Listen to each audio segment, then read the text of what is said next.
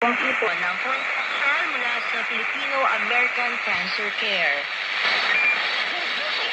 Bagong balitaan. Huli sa makakalagang kaganapan. Kamustahin ang inang bayan. Ang Pilipinas ngayon. Samantala, pagpupugay para sa pambansang alapat ng team na tahimik masisilayan sa eksibisyon ngayong taon. Ang detalye ng balita ihahatid naman sa atin ni Jolie Mar Acuyo. Kasabay sa pagdiriwang ng buwan ng sili, nakasama rin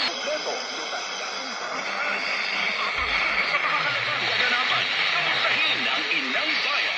Ang Pilipinas ngayon.